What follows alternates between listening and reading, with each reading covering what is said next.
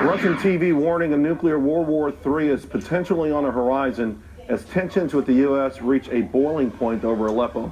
President Obama convening a National Security Council just a few hours ago to evaluate the situation on the ground. Joining me now, retired Marine Corps Gunnery Sergeant Jessie Jane Duff. Jessie Jane, a lot of people, not just in Russia, concerned about the next, where we go from here, because the rhetoric has been such that, well, listen, it started with the red line, and the Russians have no respect for President Obama or John Kerry.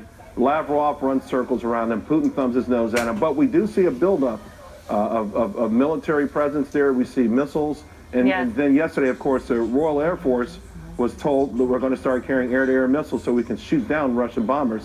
This does not seem like it has a happy ending. Well, first of all, President Obama is going to fight with nothing. Okay, let's be very clear about that. He has done nothing on the front as far as making sure he can stabilize the Middle East. He drew a red line, as you had mentioned, and it essentially was giving a false message to the rebels that we felt we were siding with to rise up against Assad. And then what did he do? He disappeared. So meanwhile, now they're trying to hold their own out there, and we're realizing we're probably going to lose the very moderates to join up with some of the more extremist Islamists, such as the version of Al-Qaeda, the Nusra Front in Syria. So we've got a lot of problems that have been enabled by this president.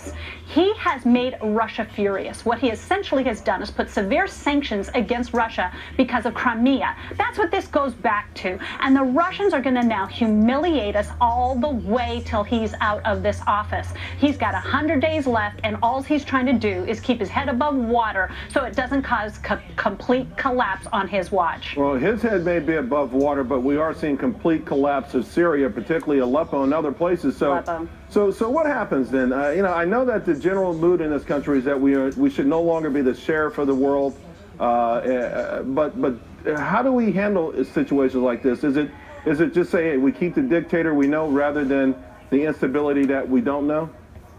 The reality is Putin's not going to go anywhere. There are certain things in this world that we're going to have to simply accept. And also, Assad, how far have we gotten with this? We've gotten nowhere because we couldn't build relationships with Russia. We have destroyed that. So now they're on Assad's side. So let's go right back to Russia.